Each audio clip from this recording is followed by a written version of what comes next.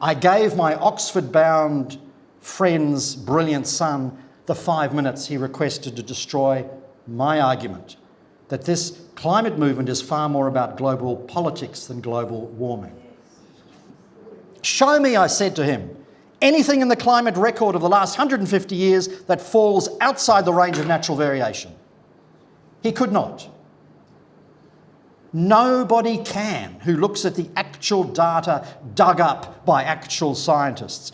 Take my favourite, the high-quality temperature record from the Greenland ice core for the last 10,000 years.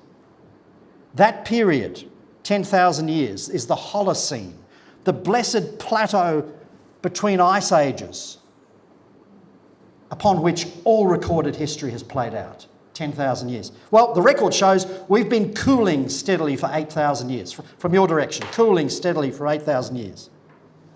Within that cooling trend, each millennium shows a spike of warming during which civilization thrives.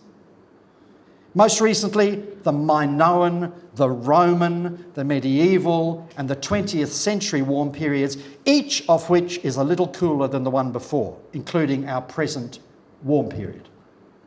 The only unprecedented thing about the current warm period would have been if it hadn't happened. Likewise, our carbon dioxide levels are historically low. Remember that plants die if you get below 150 parts per million of CO2 in the air. They die. We came perilously close to this at 180 parts per million during the last ice ages.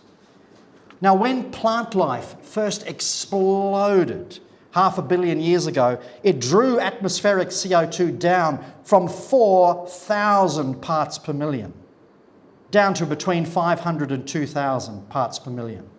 And as any horticulturalist knows, that is the ideal range for greenhouse growth and resilience. You inject CO2 to that 500 to 2,000. Now, today we've achieved 400 parts per million.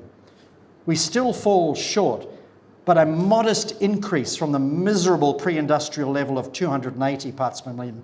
What's it done? Objectively, it has led to record-breaking harvests and the satellite-proven greening of the globe. No harm in that. There's no evidence of catastrophe from much higher CO2 levels in the past, and there's no evidence of harm from humanity's relatively small contribution to CO2 now.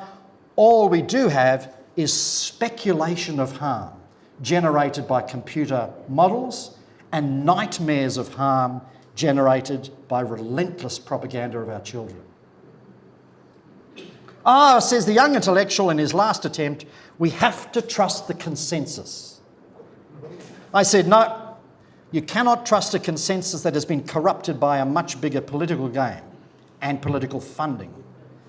I said to this lad that he and his peers in Generation Mush have been so marinated in green left dogma all their lives that they're now mere useful idiots for global socialism. I hardly knew this lad, so that's why we had to just talk politely.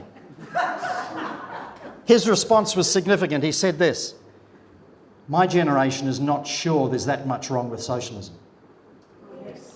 Now there, ladies and gentlemen, is the next 25 years of politics and economics, unless we turn this massive political juggernaut around. This young man has a better chance than others in his generation. His family's Christian faith will resist the save Gaia pantheism that agitates the young and the eco-socialism that drives the elite. But other families have little defence against today's apocalyptic pseudoscience, in my humble opinion, and cult-like indoctrination that terrifies children.